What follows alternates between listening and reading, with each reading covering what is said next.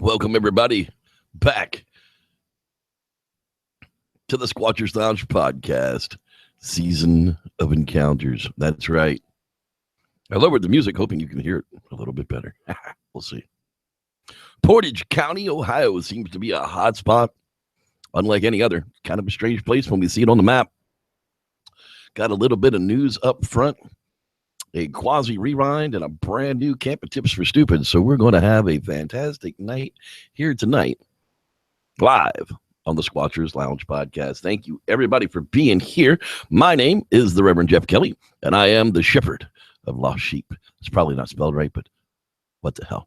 I'm here, you're there, makes the whole thing fantastic, and we are going to have a good night tonight talking about official Bigfoot reports, and we're going to wrap it all up with a Bigfoot campfire story. So let's take a look at tonight's news links. Hey, the South African, the bat that looks like Yoda from Star Wars, officially recognized as a brand new species. Well, it doesn't look anything like Yoda.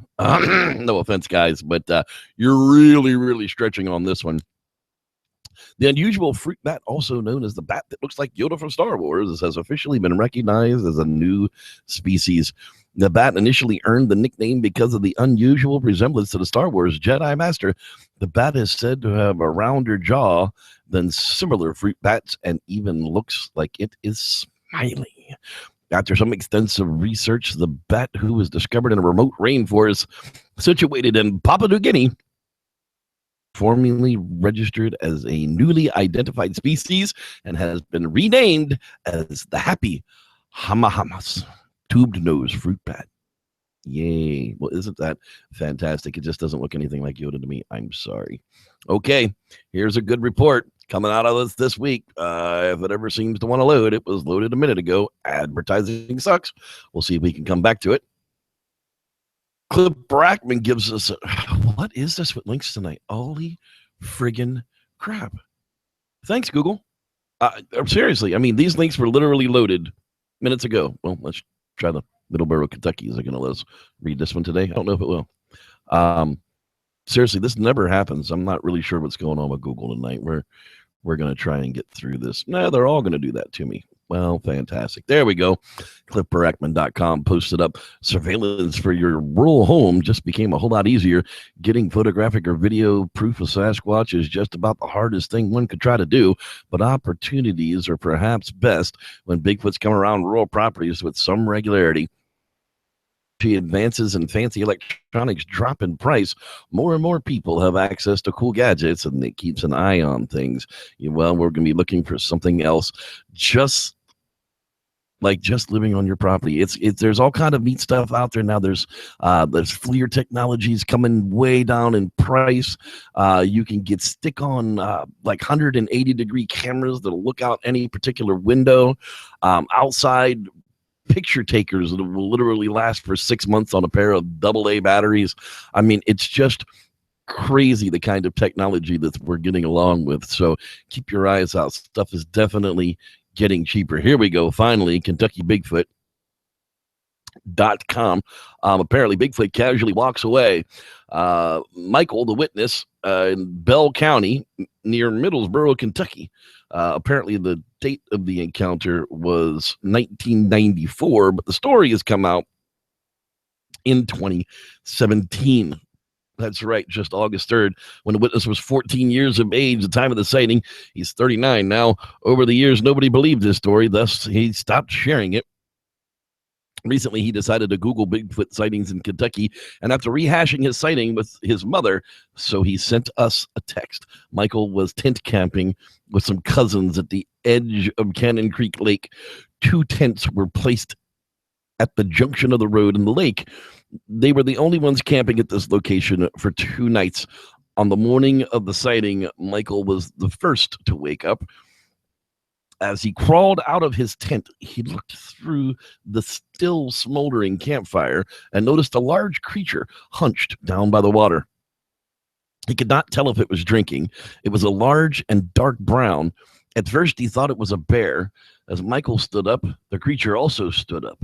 The creature also turned away in the opposite direction as it stood up.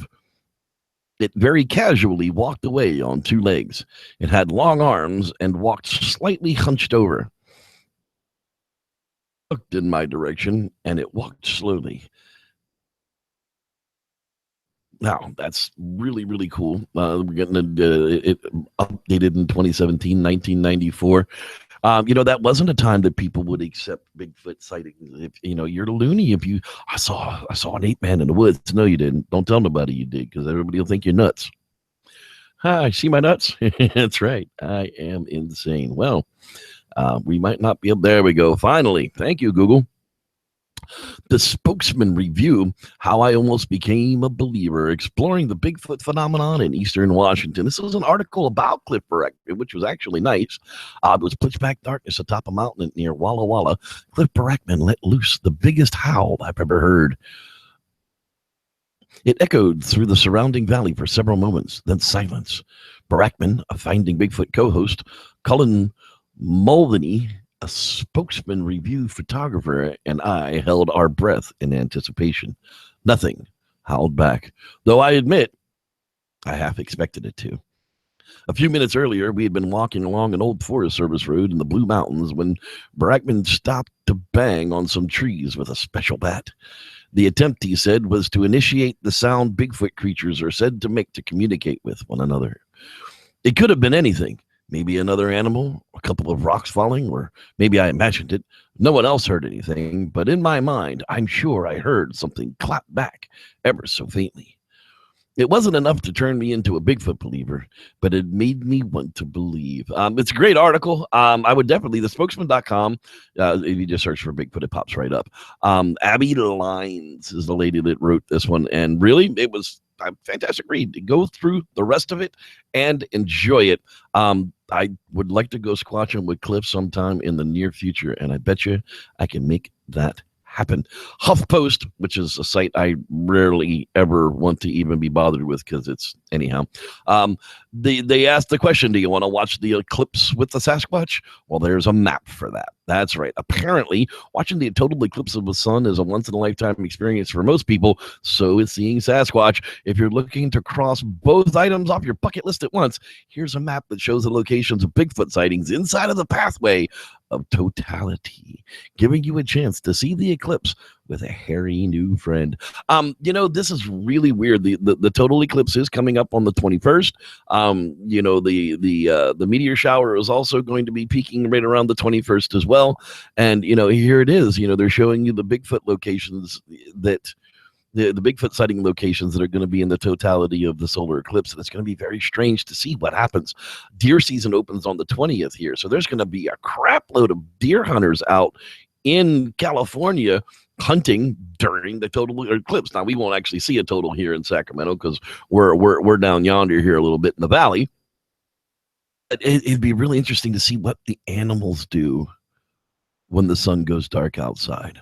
So, yeah, maybe we'll get some movement. Maybe we won't. It'll be very interesting to see what happens. But I happen to know a hunter that'll be in the woods that night, and he'll be able to, that day, and he'll be able to tell us what actually went on. So, hey, and he's actually going to be in Bigfoot territory too.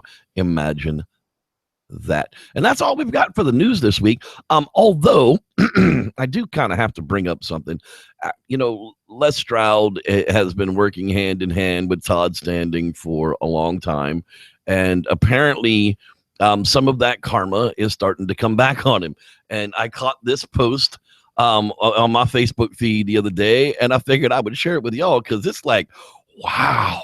I mean, Les literally, he has a handler. Like, somebody handles his social media accounts. He doesn't do this. He has a web account girl that takes care of it. But apparently, Les straight up is like, move over, lady. I got shit to say. And here it is. Hey, I got a random thought and just kind of a neat idea. How about all you assholes who are trolling my social account, which is the equivalent of coming into my backyard and bothering me and my friends while I have a barbecue? Get the F off my Facebook, Twitter, and Instagram. You're not welcome. You got something to say? I do plenty of public appearances. Come say it to my face, you spineless, mindless, knuckle-dragging, mouth-breathing idiots. Wow. So you're now challenging the public to fistfights at your public appearances. So when somebody walks up to you and cracks you a good one, you kind of ask for it. I'm just saying, this looks and reads to me like a public invitation for somebody to come up and kick you in the dick. You're a public figure. Deal with it, dude. That's how it happens. People troll me. They trash me. They literally get me into a depressive slump sometimes because they mess with me so much. That's what the block and ban button is for. You don't have to do this, man. Get yourself together. Stop working with hoaxers, and maybe you won't end up with thousands of people that don't like you. I mean, I still like your stuff, and I don't care for what you did with him, but this might be a step too far if you're really looking to come out of things as a good guy. Yeah. Okay, so with that, that wraps it up for the news this week. So while we go ahead and just jump right into it and find us a Quasi rewind from the greatest Quasi theorist that we know in the Squatchers Lounge, at least, Mr. Dean Cooper. That's right. He has a good one in store for us this week. I am for sure of that. The time, Quasi. Do you really know what time it is? I don't know. And now, Quasi theories from a quasi scientist with your host, Dean Cooper. Does anyone really know what time is? Night before last, when I was trying to come up with a topic for a quasi theory for last night's show, I whined in a message to the Reverend Jeff that I was drawing a blank on said topic. He suggested doing one on time travel. I replied that I didn't believe in time. This despite the evidence of my hair turning white. He then gave me time to come up with a topic by moving the show to Thursday night, although it was not moved simply to accommodate me. Why do I not believe in time? Because whenever I look, it's always now. I think we think time is real only because we look at it through the wrong end of the telescope of consciousness, so to speak metaphysically. Physics says the universe has 4 sensible dimensions: up and down, sideways, front and behind, and time. The number of necessary dimensions to account for everything below the atomic level are open to some debate, but 10 or 11 are broadly agreed on. It doesn't really show up as one, as far as I can tell. It is there as an assumption. The old metaphysics of the ancient world took the now as the eternal basis for everything else. I'll briefly discuss the Hindu version of this, 1, because I consider myself a Hindu philosophically, and 2, because they are still alive and can explain it. I will read the Sanskrit terms. What do I mean by the eternal now? It is that in which the past, present, and future appear to occur. It is that in which all individual discrete things exist. It is consciousness itself before the objective universe pops up. It is the ocean of all consciousness, unconditioned, pure beings. There is no time as such. Time is a limitation that consciousness imposes on itself, so that limited creation can appear. There are 5 of these self-imposed limitations. They are time, space, limited power, limited knowledge, desire, limited objectified experience. These 5 limitations make an infinite number of limited beings within the ocean of all consciousness, beings which include all the gods and goddesses, all the universes, galaxies, planets, us, all there is, has been, and will be. Anything which is perceived as individual object is the result of those 5 limitations. The limitations make us look through the wrong end of the telescope of our consciousness. They are the telescope of our consciousness. Reverse the telescope, you begin to see the now. The now is very quasi. We Squatches know all of this, of course, which is why you must habituate them and learn to use those portals and mind speak with them. The ancient aliens taught them everything. This has been Dean Cooper, quasi-scientist, enlightening you with my quasi-theory of the week. You may read the text of this on my blog at bydean.com. That's BHAIDIN.com. Well, there you have it, folks. A rewind of time. Time doesn't exist. I'm not sure. I'm pretty sure that yesterday happened and the day before that happened and tomorrow's going to happen. But time is a construct. We know time doesn't really exist. Otherwise, we wouldn't be able to bend it. Haven't you seen Interstellar? It's gravity. No, it's not gravity. It's very confusing. And speaking of confusing, it's now time to get our confusing thing on with Jeb and Moore, Camping Tips for Stupids. And this week's is absolutely fantastic. Yes, I'm stalling for a moment because I like an idiot didn't have it queued up. But there we go. And now, Camping Tips for Stupids. Camping Tips for Stupids. Tip number 46.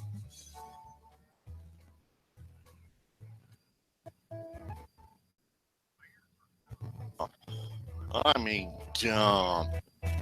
Here's a picture of two of them arguing after they couldn't find their car. Yep, that dumb. So, when one comes into camp, it can become a bit hard to get that thick head over the bear. You're trying to get it to leave. Words like Second Amendment or abortion or moist just doesn't get it to fuck off. That bear is just too stupid to get a clue. And will keep rummaging through your stuff like it's a sovereign citizen hell bent on pissing you off. So what should you do? Well, here are a few ways I have found in my own experience to get a bear to go fuck self.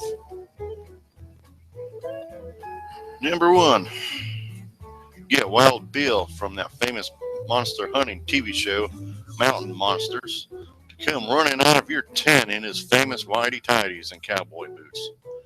That'll make any hipster little. Why do I have Wild Bill in my tent? Well, a better question should be, why don't you have Wild Bill in yours?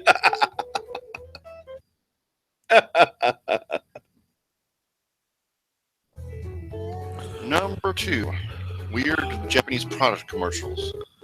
These things come with a Surgeon General's warning label. Because these things are so goddamn weird, they can cause brief moments of, what the fuck did I just watch? And, well, that can't be unseen now. Bears hate Japanese commercials. And finally, number 3. Point at it and scream the best Donald Sutherland scream from the 1978 version of Invasion of the Body Snatch. That shit just freaks anyone out. Hell, even your fellow campers won't trust you after that shit.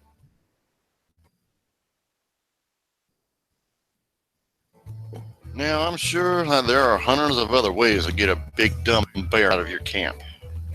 You'll just have to experiment with ideas. Good luck, wear a hat, and let me know how it goes. This has been Camping Tips for Stupids. Remember to spay and neuter your idiot population. That's right, people. Camping Tips for Stupids. Remember to spay and neuter your idiot populations. Thank you very much, Jeb and Moore. Gone Camping is the channel. Go out there, click like, subscribe, share that stuff out there because he needs it. He needs 100 more subscribers and he can name his channel too. So we're trying to build our fellow product lines along. Thank you so much, Jebin, for Gone Camping's edition of Camping Tips for Stupids. Now, this is the opportunity where we go out there and say hi, y'all, to all y'all people hanging out there in the live chat room tonight. So let's see who it is. There's a bunch of new people out there. I saw earlier there's a Mr. Dean Cooper. Of course, he's floating around out there. Gone Camping, Jebin Moore. How you doing, sir? James the Grower is in the house as well. Lance Windsor, that's right. Canada, blame Canada. Rod Dupree, he's in the place to be. Gonna see him next week. Can't wait. Natalie Smith, she's in the house. Glad you're here with us. Dun, dun, dun, dun, dun, dun, dun, dun, dun, dun. That weirdo Jeffrey Kelly checked in earlier. I don't know what's up with that guy. You know, people seem to like to listen to him talk for some reason. Cheryl Willens in the house. How you doing, Cheryl? I think that's the first time I've actually seen or said that name. So welcome aboard to the crazy house of Bigfoot. Let's see here. Yeah, just wipe your feet. It's okay. You don't have to take your shoes off. I know there's more people out there. It is D, the sun. Well, a D in the face of the sun. I guess why not? Get. Hey, how you doing again? Glad you're here with us as well. Let's see, Brown Dwarfs in the house. Glad you're with us as well. Bum, bum, bum, bum. That's right, Candy Apple. Hey, I think I know that name. Oreo Cream Rocks. Yes, it does. Obsidian Radio has been missing for a while, but they are back. So glad to have you. Mama Renee 32 made it back as well. Just me. Well, just me. I'm glad you are here. There's Gary and Whitney White. They're checking in as well. So glad you are with us.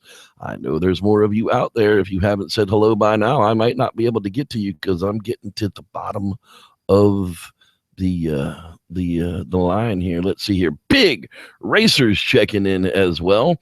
California Picking. Hey, Drew, glad you're here as well. Timothy McCune is checked in with us. I see there's Keith Harden. All right, let's make sure I didn't miss anybody else now, because last week it got Starshine. See, I almost skipped over Starshine, and that would have been horrible. Sam Squanch Rivera, he's checked in with us now too. Okay, that's right. I think that is everybody. If I missed you, put it down in the chat that I missed you, and I'll try and pick you up come the end of the show. Thank you so much, everybody, for being here with us live tonight. Let's talk about Portage County, Ohio. Really? Ohio, you say? There's Bigfoot in Ohio? Apparently, this is like a hot spot, and it's in a very, very strange location, to say the least. If it will stop hiding the share button with me, I'll bring it up for you.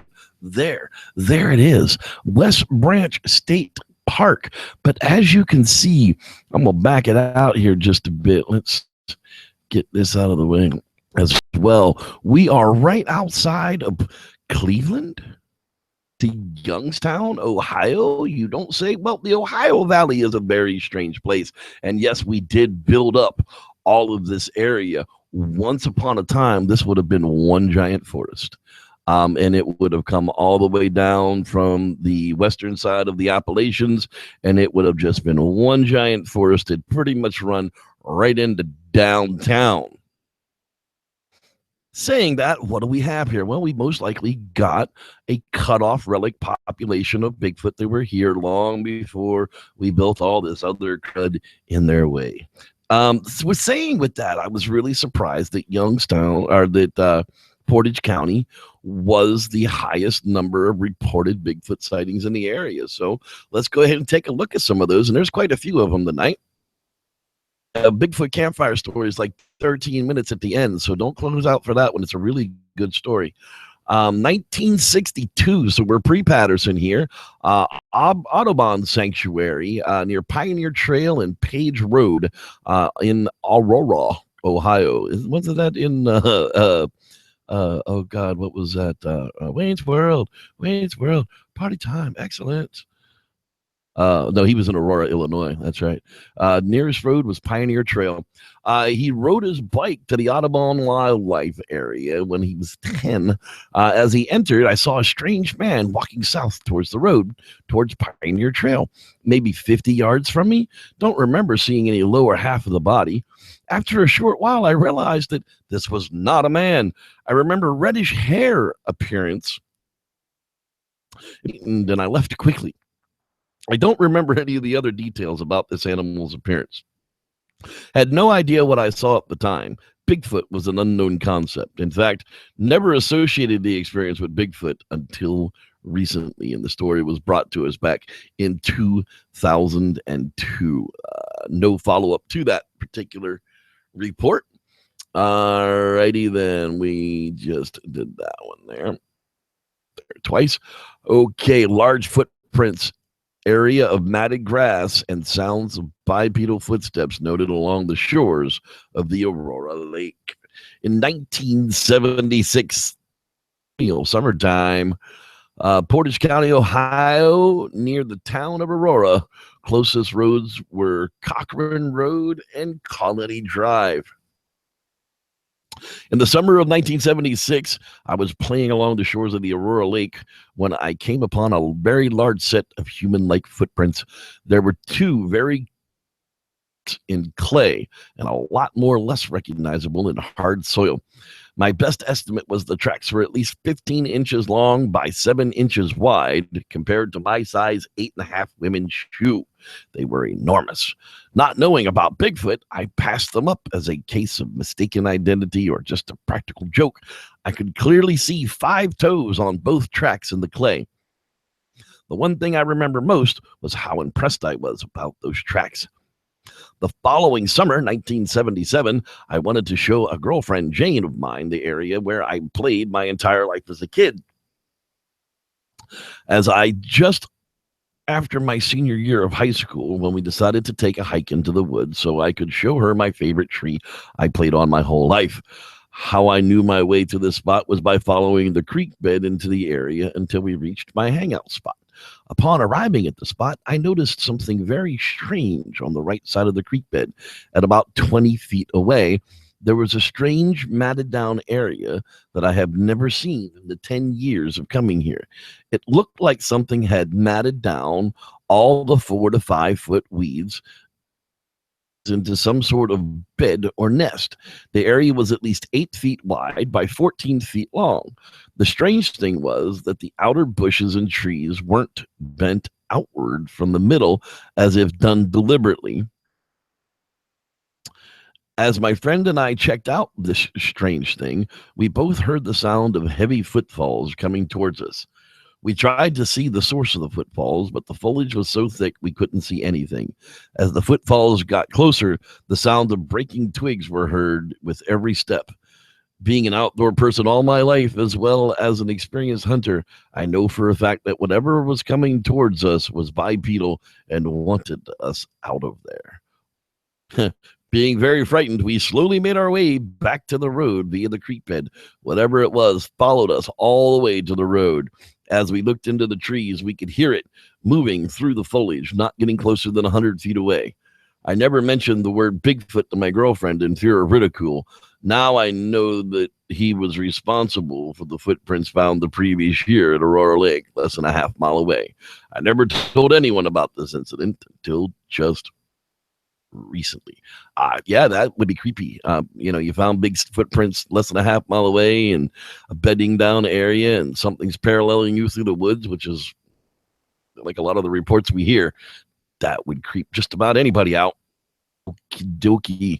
1986. Oh, that was a good year. The fence line near Route 5 and Newton Falls Road intersection in Ravenna, Ohio. Morning, 2:38 to 3:30 a.m., I was driving home and witnessed a large figure. The figure was standing behind the fence of the Ravenna ammunition base. I sighted the figure from my car. As I turned from Route 5 to Newton Falls Road, my headlights swept across the fence line. My eyes caught the figure. The figure was slightly taller than the fence and broad-bodied. As I finished my turn, I stopped, attempted to see the figure again without luck. No other witnesses were with me. Apparently, that is something that we hear a lot of, that will stand still when a car comes. I mean, we hear a lot of road crossings in front of them, but, the standing still thing definitely has been reported as well. All right, a Class A coming to us 1994. Near Edinburgh, Route 5 and Greenleaf Road this time. Winter 1994, Jay Lake area, West Branch State Park. A friend and I were fishing a pond. The pond was mostly frozen over except for a spot in the middle, which we were casting bait into. I don't know how long we were fishing, but across the pond, a figure stood up from the shoreline area and walked up a steep hill. When it got to the top, it turned back to look at us. The figure was large, covered with hair, and walked on 2 legs. It was winter, the pond was frozen, and the figure wore no clothes, so there's no way it was human. We were around 15 years old, so we took off since we were scared by the encounter. We viewed the figure for maybe 1 to 2 minutes long in the early afternoon. That's, kids are ones that are always out in these kind of locations. And when they come home and tell you that they saw some kind of creepy ape man, you might want to go and investigate it, because you never know. They're probably not telling you stories. 1994, again, the summertime, daylight sighting by a motorcyclist near Atwater, from the corner of 183 and 224 in Atwater. 224 and 225 is what they're saying now. I don't know which it is. The incident occurred in the town of Atwater, Ohio. One day in the late afternoon, my sister and I climbed on my motorcycle and headed back to what was once strip mines. I frequently rode there and knew every bit of it. We had just rounded a corner and we were headed north when we noticed south of us 2 people, quote, quote. I immediately assumed it was one of my friends and his dad. They are big guys. Well, I turned the bike around and headed towards them. At this point, they were quite a distance away. As we got closer, a strange transformation took place in my mind. What had been my friend took a different appearance altogether. I remember feeling strange because my previous thoughts were being replaced, and as we got closer, I realized it was not my friend, and within seconds after that, saw them enough to get the details. They were indeed large, covered with hair, and looked human. They were not bears for 2 reasons: their faces and the way that they left on 2 legs. When years later I saw the Patterson film, the first thing that struck me was the way the animal looked at the camera. When these 2 big beings looked at us, they also turned their upper body with their head to see us. As soon as I realized that they were looking straight at us, we coasted up to the spot, and my sister reached up and turned off the bike. I protested. In the distance, we heard this breaking as if something snapped them as it ran. I also remember thinking that the snapping sound was deeper, as if whatever was breaking was larger than a typical twig. We restarted the bike and ran for home. It wasn't until that I thought about Bigfoot, but I must stress we saw them then that day, and we saw them close enough to know what we saw. A lot of people have that experience, ATV riders especially, because those things, you can barely hear those things until they're practically right on top of you a lot of times. And, they'll come around a corner, spring bears, spring cougars, spring Bigfoot.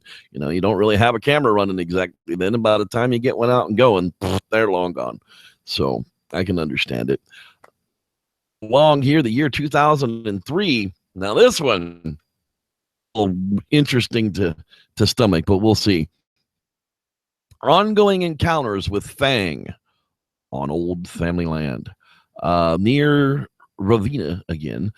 They are going to edit out the actual road locations because they don't want anybody to know. I myself have had many different occasions with a creature I have dubbed Fang. I've come to understand through self-experiences that there is more than one creature in our area. I go hiking quite often in the same area and know exactly where they usually are, as they tend to follow me most of the times I am there. My mother told me today about your website, and I felt obliged to write. There are people coming into our area and trying to find Fang and his clan. I feel somewhat of an understanding and a protective closeness, and I feel they should be left alone. Anyone who has had the wonderful experience of seeing one of these with their own eyes knows the truth. The world would only want to capture and destroy them if given the chance, I fear. I would be willing to talk to someone about my experiences, but I do not really want to tell everyone due to my beliefs. My children have heard their cries out in the woods, and we have gotten rather close enough for their smell many times. Just last week, my younger son and I found footprints in the woods by a thicket, too dense for us to walk into. No description of them. No, nothing. I mean, that's it. That's what the entire report says. there's nothing here for me to bite on. I really don't have any understanding of why this is even included in the database. Apparently, the BFRO a lot of times will X out uncredible stories, but this is a non-story, yet it's still on the Class A. Not really all that sure. Yeah, so we'll just leave it at that. Move right along. 2012. Ugh, no, that didn't work out so good. Springtime. Possible ongoing activity reported by a family living close to the Ravenna Arsenal. Specific location withheld at witnesses' request near the town of Garrettsville. We've lived in the Freedom Township, Portage County, Ohio, since 2000 in a wooded area right across from a creek. We've heard in the springtime of the year, which sounded like a whoop. Dusk and into the night, it sounded ape-like. It would just go whoop, whoop, whoop, and then keep doing that. Our family would stand outside and listen. We have only heard it in the springtime of the year and at dusk into dark. We also heard a screaming, high-pitched howl coming from the creek late at night in the dead of winter, and we could hear it from inside the house. It was like it was moving up and down the creek bed. We joked as a family and said the howl must be coming from a manic coyote, and only heard that screaming howl that winter, maybe about 3 or 4 times. It was frightening. My daughter also reminded me of something that happened about 12 years ago. We found a very large footprint by the barn. It looked like a human foot, but toes deformed like. We only had found the one. She also remembered when we found footprints, there had been a sound of a screaming and crying and wailing coming from the deep woods.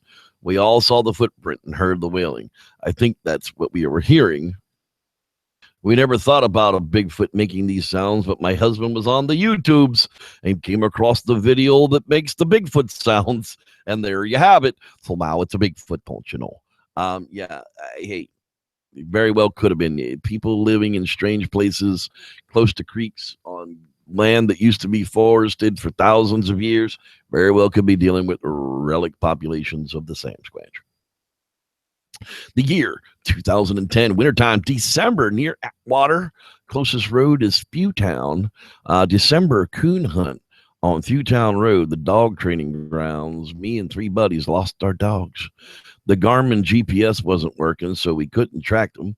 We waited for one of them to strike and heard our dog strike a long ways away. Fewtown Road is located in Atwater, so we drove all the way to the other side of the hunting ground and walked into the woods about 400 yards. One dog ran to our feet with its tail tucked. These are coon dogs. They don't run away from their quarry. The dog would not leave our side.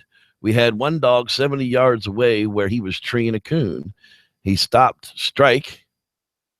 Note, hunting dogs wear strike collars that indicate to the hunter electronically when the dog has stopped moving. This is when we heard the loudest call. We all stood there with our mouths dropped. We put the one dog on a lead, and my buddy went to go get his dog so that we could leave. I went in with him to get the dog. The dog stood pointed the opposite way of the tree with his hair on his back, standing straight up. Then we heard a loud, long, wailing noise again. We were all scared by then and didn't feel like investigating the call. No other cars were there, nor were there any hunters there. No other dogs, and there are no bears in this area. 3 witnesses to the actual encounter. Pretty cool. I like that one. Hunters come across that kind of stuff all the time. They just don't report it because they don't want people to think they're crazy. All right, last one for the evening here. Let's see here. Possible nighttime encounter while fishing at Mogador Reservoir. Summertime in August of 2011. Near Lansinger Road. Going fishing last year at Mogador Reservoir off of Ranfield Road late night around 1 a.m. in the morning. We had caught a couple of catfish, a 7-pounder and a 15-pounder. Hey, nice catch. My truck was parked roughly 20 feet behind us. Throughout the night, I heard tree knocks, not common to the area. We heard a getting closer, we decided to leave. When I went to the back of the truck where we kept our gear, the fish, the 7-pound catfish, was gone. We looked around the truck area to see if it had hopped out and saw nothing. While searching with my partner, was hit in the chest with a small rock, leaving a $50 sized mark. We packed up and left fast since we felt very scared at that point. I came back to the location a couple of times since then and noticed trails and branches that were twisted and snapped that couldn't have been done by normal means. I have encountered things in southern and mid Ohio previously, and all I could determine was this was a close encounter. Wow, there you have it, folks. Portage County, Ohio. And that's not even all of them. I mean, that's only about that was about half of them, I would tell you. If we take and we zoom in here for just a moment, like to take a look at it. Protected land here. However, with this big reservoir, the West Branch State Park around it, if you're going to have a relic population of them, they're probably going to be hanging around here. This is only a 6-mile reservoir around here. I mean, you're only talking about an 18-mile circumference. You could set up 4 or 5 teams and really investigate this area and find out if anything's actually living there. But that would take cooperation on the parts of giant egoed people, and I'm afraid that doesn't happen very often. So that's just going to be one of those horrible things that will probably never have a real answer until all those animals are dead. But this is the county with the most reported Bigfoot sightings in all of Ohio, and we will revisit Ohio once again because there were lots of other counties with lots of reports as well. There you have it, folks. The official Bigfoot stories of the evening. I got to tell you, I lived in Pennsylvania. I've been all across the Ohio border researching or investigating a little bit. I've never really spent specifically any time in Ohio. There are a lot of people that do. Notice I didn't pick Salt Fort State Park. The reason I didn't pick Salt Fort State Park, because that is like the most Bigfoot investigated park on the planet. And there's still, I don't know if there's Bigfoot there. I really don't. I'll probably have to visit it one day to actually know as well. And with that, I want to thank each and every one of you for being out there tonight. Let's see if anybody reminded me whether I missed them calling out shout outs in the hangout. I think I got everybody. Doesn't look like I missed anybody's crying tonight. So woohoo, Matthew Gaines. How you doing there, pal? You may have checked in a little bit late. I figured I would say hi to you as well. And I think those are the last ones for the evening. So thank you guys all for being here. And we're going to go out on a Bigfoot campfire story. Thank you so much for being here. And may the Squatch be with you all.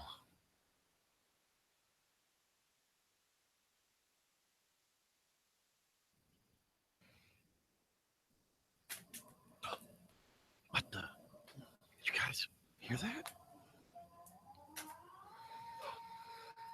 Oh, crap. I'm pretty sure that's a Bigfoot. Let me tell you a story. Welcome to season 2. Welcome to another season 2 episode of Bigfoot Campfire Stories. This particular comes from my birth state of Pennsylvania and the Appalachian Mountains. 3 friends, Tim, Barry, and Martin, were on an overnight camp out in the Elk State Forest, and it led them into a chance encounter unlike most I have never heard. Or let's hear their story. Well, I got a call from a couple of pals of mine, Tim and Barry. They had planned a day hike in the Elk State Forest. It wasn't very far of a drive, but about 2 hours, and we had heard that Bigfoot had been seen in the past in this area. See, me and my buddies like to venture out into places that Bigfoot reports come in from. Not so much to research anything, but to see if we're brave enough to go there and sometimes stay the night. Tim had heard that the story had just come out of this area, and since none of us had been there before, we decided a simple overnight trip should be enough to get a feel for the place. We had been on many of these adventures together, and have yet to find a place scary enough to keep us away. Yet that was until this trip. Well, since Barry had the Toyota Dolphin all fixed up, it was great for these types of trips. Picture an old Toyota pickup truck. Now picture that truck with a mini weapon egg on the back of it. So tiny the three of us can't be in it and turn around at the same time, but a nice dry place to hang out if it rains, and a nice hard cover when we sleep. Anyhow, we set plans for the weekend to start out early. I couldn't believe it, but Barry was at my door at 4:30 in the morning. He and Tim were bright-eyed and ready to go, so I tossed my gear and got in the back of the Dolphin since there were only 2 seats up front. There was a window in the back that opened up into the cab so we could talk. We could talk all the way to the forest. Well, sure enough, just after a couple of hours, we were entering the forest just as the sun was coming up behind us. It seemed to be trailing right behind us as we reached the top of the ridge where Barry had planned to park us. It was at the T in 3 roads and seemed to be a good place, unlikely to be forgotten, as all roads should actually lead back to the camper. Well, we piled out the Toyota and headed right into the bushes to mark our territory. It was like a ritual. We'd split off in 3 different directions to pee on the bushes as a sign to the animals that the big dogs had arrived, and usually it works. We hadn't been bothered much by animals at all. Now, we unpacked our other gear and sat the camp chairs out and pulled out the awning and tied it down. The weekend was about to start. We grabbed out some eggs, bacon, sausage, cooked it all up right there at the Coleman stove as our ritual continued. It seemed to be just like every other trip we had taken. As we sat and ate, Tim brought out the forest map he had. He'd been looking for the Bigfoot sighting. Just a few weeks ago, he pointed it out on the map where the location had been found. It was just down over the ridge we had parked ourselves on. He had talked to one of the guys that saw the Bigfoot and even met him for a beer. He circled on the map right exactly where they had been hiking when they came across it. The spot was a good 5-mile hike from where our spot was, but no roads actually go there, as it was a valley in between 2 ridge roads that led down into a lake in the back. All of us being strong hikers, it shouldn't be an issue. A couple of hours in and a few hours out, we should be back before dinner.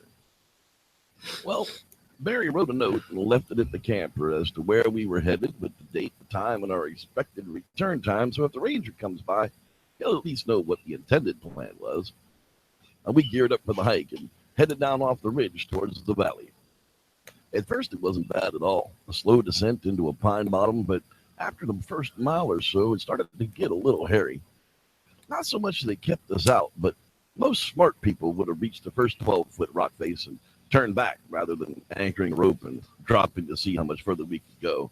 Well, that was the last serious drop, but the closer we got to the bottom of the valley, the thicker all the trees and the shrubs got, as people definitely rarely come in. The guys that had come in this deep and seen the Bigfoot had actually shot a deer and had it run down the ridge and into the valley below, so they followed it. Noting the same as we did, that humans seem to rarely, if ever, get into this far back and off the road. We couldn't even see the road or the ridge for that matter anymore. The forest had gotten so thick it seemed to just fade away until we got to the opening of a giant meadow. And Tim had guessed we had to be close to that guy's where they had said they had seen a creature going back into the tree line from the lake that we still hadn't found. Barry climbed up one of the last trees and he got up a good 40 feet and he yelled down that he could see the lake and it was a few hundred yards further back the meadow. So down he came, crashing like a black bear to the ground once again. We continued back to find the hidden lake. Sure enough, about 500 yards ahead, it was a spring-fed lake. We noticed that there was an abundance of small fish, frogs, all sort of critters moving about the water, and yet it seemed clean enough to drink out of. Across the 2-acre lake, we could see where deer must be laying down at night as the grasses were all pushed down. So we walked over there to inspect it. But when we got close, we started to notice just how big those lay marks actually were. And not only the marks were huge, too big to be a whitetail or even black bear for that matter. And there were piles of matted grasses as if they were actual beds of some sort. And it had a sweet smell of that decay, meaning that they had been laying there for quite some time. Well, I started to notice some impressions going in and out of the area heading towards the tree line, so I started to follow them. Barry and Tim in tow behind me. The closer we got to the tree line, the more the ground turned into dirt and the impressions became footprints. bare, man-like footprints, to be specific. Well, Tim broke out his camera and laid his measuring markers about a couple of the tracks, and he began to take pictures of them. They seemed to run about 16 inches long and near 8 inches wide, and a weird bump on the outside of the foot near the front pad. Well, the ground was very hard, so they weren't very deep, but we did try to cast those tracks in place. Tim mixed up some plaster in Paris and put it into 3 of the tracks, but much of the day had gone by, and taking pictures of the grass beds and noting the orientation of the lay spots, it seemed that they were lined up nearly perfectly west to east, but not knowing which side was the actual head. And we must have spent 3 hours more than we intended to do everything we could to document the find. None of us ever thought we would find anything, but sure enough, here was the evidence right in front of us. Well, finally, I called it and I told the guys we had no choice but to start back, as we'd really be chasing the daylight as it was. Tim had gotten the map back out and showed us where there was another road where we were parked near, took a bend around the wood line where it was easier to go out that way than the way we came in, so we agreed to give that our best shot. After about hours, we noticed that there was absolutely no animal activity going on around us. Tim mentioned the shadows got longer, that he really felt like someone or something was watching. I brought the GPS, and sure enough, we were only about a half a mile from the road up ahead, so we rested up, drank some water, and planned the rest of the hike out. Well, Barry had set off ahead of us a bit, and Tim and I were trying to make up those 300 yards. Sure enough, Barry had reached the road on the ridge and was standing top watching us up the trail behind him. Well, I noticed him starting to wave his hand, so I started waving back like a dick. We were about 100 yards from him when Tim and I heard the first strange whoop come up from behind us. Well, the sun had tucked in behind the ridge, and it was really starting to get dark on us fast. With that strange call, it lit a fire under Tim and I, and we made haste to reach the top of Barry.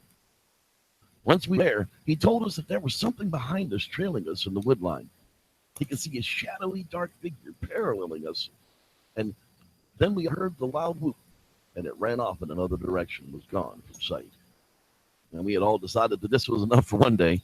We nearly power walked all the way back to the camper. He lit the place up like energy was free, started a nice campfire, and started to really think about what had just happened. Tim had taken out his camera and started to review some of the pictures on the LED screen. No, it wasn't very big, but a pretty good feel for what we had found. It really began to sink in the type of evidence that we had collected. Tim had taken the cast back out of his pack, and they were still pretty dirty and quite thick. In fact, one of them had broken in half on the hike back, so he set them aside to dry overnight. Barry had rounded up some great food, and we sat around eating brats and all kind of camp food until, well, it felt like we were about to explode, to be honest. It was about 11 p.m. that night when we heard the first coyote howl. We heard so many packs over the trips that we used to mimic them and right back at them. They seemed to go off about every 15 minutes. Out back each time, the pack sounded as if they were actually getting right on top of us. Then it didn't seem so funny, so we sat silent until we heard the deep, dark coyote howl come from over the ridge that we had dropped down over this morning going into the valley. It seemed to be just some 40 yards away. When I grabbed my big mag light and Barry his torch, we went over to see if we could find anything to go with that howl, but it was dead silent again. Not even coyotes were howling. Now just dead, total silence. Well, I guess it was about 1 a.m. when we all just had finally had enough excitement and figured out the sleeping arrangement with rock, paper, scissors. And, well, poor Tim lost this round. See, the camper has a full mattress for the owner, King Barry, and there's a small dinette set that turns into a twin, and we toss a pan on the floor for the loser. Tim's wrapped in my paper this round. We figured to crash out until sunup and arrive back home before lunch. A couple of hours into our slumber, we were all awakened by a really strange noise. Something was rattling our stuff outside the camper. I was the only one with a window view, so I poked my head up and took a look. There was a large black animal eating the grease we had left out of the campsite. Well, Barry jumped down off the top, and the noise alone scared off whatever it was. You could hear it run away. So we put the seating area back up and went outside the mess. Sure enough, all of Tim's casts were now crushed into little pieces of plaster all over the place. And the hot dog rolls were MIA as well. It must bear long about. What a shame the casts were destroyed. But just as we could see the sun starting to peek up from the east once more, we started to load all of our gear back into the camper. Tim hadn't been much help because all of a sudden he couldn't find his camera anywhere at all. We'd even pulled everything back out of the camper and checked it all once more, and it just wasn't there. Finally, we decided it had to be in the gear somewhere. We decided to just take our last territory marking and head back to the city. Well, Barry and I were standing at the camper ready to go, and all of a sudden we could hear Tim calling us over near the ridgeline where he had went to empty his bladder. Now, when we got to him, sure enough, right there on the other side of the road was his camera, smashed to bits on the ground with what seemed to be like a 16 by 8 footprint right on top of it. Well, at that point, there was no doubt what had visited our camp. It took the only thing that could have proven our story and destroyed it. All the ride home, Tim tried to get the SIM card to register in his laptop, but no matter what he tried, it was just too far gone. The guys had dropped me at home with a plan to return to the area in 2 weeks' time, but when the time came, none of us were really willing to go and stay the night again. We'd finally found a location we didn't need to go back to, ever. These three men loved the idea of Bigfoot hunting until Bigfoot actually showed up. From myth to reality. Thanks for listening. I'm Reverend Jeff, and may the Squatch be with you. And I would definitely be upset at it if I didn't say hello to Squatch Fox and Mr. Christopher. Thank you guys for watching tonight as well. Mr. Fang showing up late as usual, but we are glad you are here. Yeah, uninstall it and reinstall it. And I saw a Halloween nerd showed up late as well. Glad you joined us. I didn't want to miss saying hi to anybody out there. Joined us as well. Thank you, everybody, for being here. We'll see you next Wednesday night, maybe. Not sure yet, because that's the night before the actual investigation week. So I'll let you know for sure. With that, thanks, everybody, for being here. I'll post the After Hangout link in just a moment. May the Squatch be with you.